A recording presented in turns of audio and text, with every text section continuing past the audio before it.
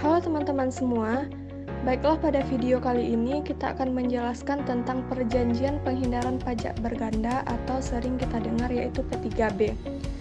Pertama-tama kita akan memperkenalkan anggota kelompok kita dulu, yaitu kelompok 3. Yang pertama ada Anggun Rahma Auldani sebagai pemateri. Yang kedua ada Asrimal sebagai pemateri. Dan yang ketiga saya sendiri Ninda Fakumi sebagai moderator. Baiklah, langsung saja kepada materi pertama akan dijelaskan oleh Anggun Rahma Auldani. Kepada Anggun, disilakan.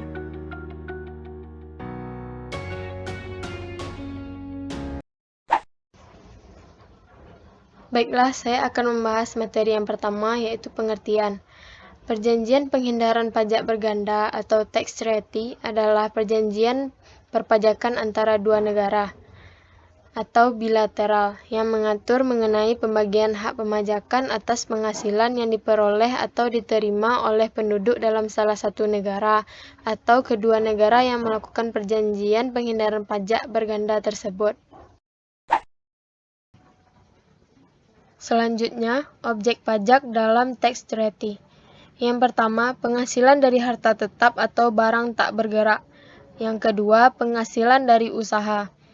Yang ketiga, penghasilan dari usaha perkapalan atau angkutan udara. Yang keempat, dividen. Yang kelima, bunga. Yang keenam, royalti. Yang ketujuh, keuntungan dari penjualan harta. Yang kedelapan, penghasilan dari pekerjaan bebas. Yang kesembilan, penghasilan dari pekerjaan. Yang ke-10, gaji untuk direktur. Yang ke-11, penghasilan seniman, artis, dan atlet. Yang ke-12, uang pensiun dan jaminan sosial tenaga kerja. Yang ke-13, penghasilan pegawai negeri. Yang ke-14, penghasilan pelajar atau mahasiswa. Yang terakhir, penghasilan lain-lain. Model P3B. Yang pertama, model OECD. Organization for Economic Cooperation and Development. Yang kedua, model UN, United Nations.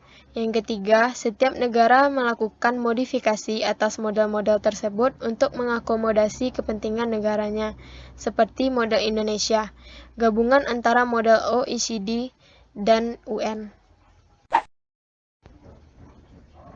Isi P3B. Yang pertama, bagian pokok yaitu berisi antara lain ruang lingkup perjanjian dan pembagian perpajakan.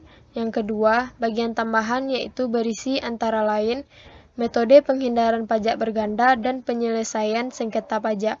Yang ketiga, bagian penutup yaitu berisi antara lain saat berlakunya perjanjian dan saat berakhirnya perjanjian. Baiklah, saya melanjutkan materi dari Anggun, yaitu tentang kedudukan tax treaty. Kedudukan tax treaty atau P3B adalah tax spesialis, yaitu mengatur secara khusus mengenai pembagian hak pemajakan mengenai objek pajak tertentu. Oleh karena itu, kedudukannya adalah lebih tinggi dibanding dengan undang-undang. Perjanjian penghindaran pajak berganda atau tax treaty diatur dalam pasal 32A Undang-Undang PPH. Pemerintah berwenang untuk melakukan perjanjian dengan pemerintahan negara lain dalam rangka penghindaran pajak berganda dan pencegahan pengelakan pajak.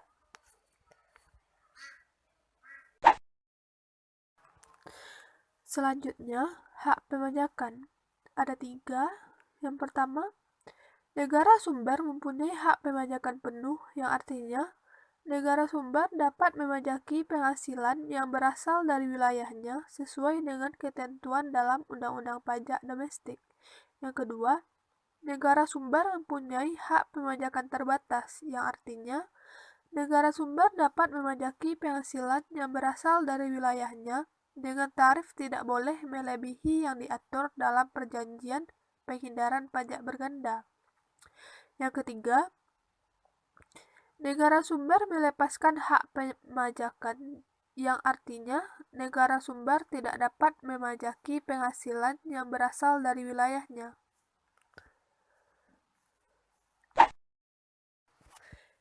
Tujuan P3B. Yang pertama, tidak terjadi pemajakan berganda yang memberatkan iklim dunia usaha. Yang kedua, Peningkatan investasi modal dari luar negeri ke dalam negeri. 3. Peningkatan sumber daya manusia.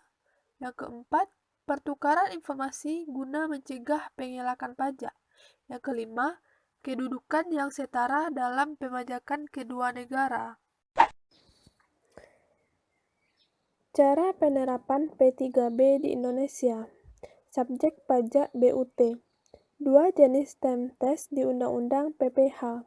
Yang pertama, lebih dari 138 hari dalam jangka waktu 12 bulan untuk menentukan status subjek pajak OP, SPDN atau SPLN. Kedua, lebih dari 60 hari dalam jangka waktu 12 bulan untuk menentukan keberadaan BUT dari SPLN yang memberikan jasa di Indonesia. Selanjutnya, subjek pajak OP dan badan. Seseorang atau badan dapat menikmati manfaat ketentuan dalam P3B harus memenuhi syarat sebagaimana diatur dalam pasal 3 ayat 1 Peraturan Direktur Jenderal Pajak Nomor Per/61/PJ/2009 tanggal 5 November 2009 tentang tata cara penerapan persetujuan penghindaran pajak berganda. Pertama, penerapan penghasilan bukan subjek pajak dalam negeri Indonesia. Yang kedua, persyaratan administratif untuk menerapkan ketentuan yang diatur dalam P3B tentang telah dipenuhi. Yang ketiga, tidak terjadi penyalahgunaan P3B oleh WPLN sebagaimana dimaksud dalam ketentuan tentang pencegahan penyalahgunaan P3B.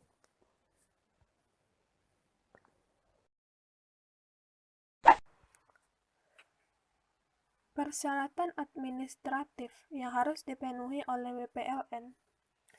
Persyaratan administratif yang harus dipenuhi oleh WPLN terdapat dalam pasal 4 ayat 3 Per/6/PJ/2009 yaitu WPLN disyaratkan menyerahkan surat keterangan domisili SKD ke pemotong atau pemungut pajak dengan pertama, menggunakan formulir yang telah ditetapkan dalam lampiran 2 atau lampiran 3 Peraturan Direktur Jenderal Pajak ini.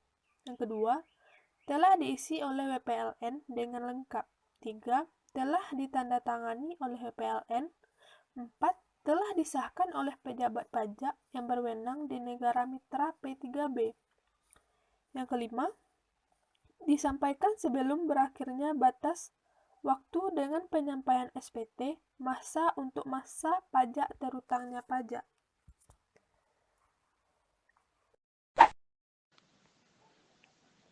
Baiklah, saya akan melanjutkan materi dari Asrimel. Selanjutnya yaitu tentang penerapan P3B antara Indonesia dan Amerika. Indonesia dan Amerika tetap menggunakan tiebreaker rule, yaitu adalah langkah-langkah yang digunakan untuk menentukan status residen orang pribadi atau badan yang lainnya namun memasukkan citizenship atau kewarganegaraan sebagai salah satu alat untuk memecahkan double resident. Selanjutnya, penerapan P3B antara Indonesia dan Jerman.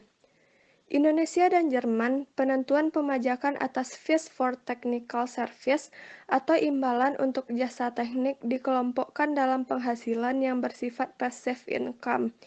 Jadi tidak tergantung ada atau tidaknya badan usaha tetap di negara sumber. Dalam hal ini, royalti. Indonesia dan Jerman dalam menentukan ada atau tidaknya bentuk usaha tetap menggunakan jangka waktu 183 hari. Baiklah, sekian materi dari kelompok kami tentang Perjanjian Penghindaran Pajak Berganda atau P3B. Mohon maaf jika ada kekurangan pada video ini, dan jangan lupa buat teman-teman semua like, comment, subscribe, and share. Thank you.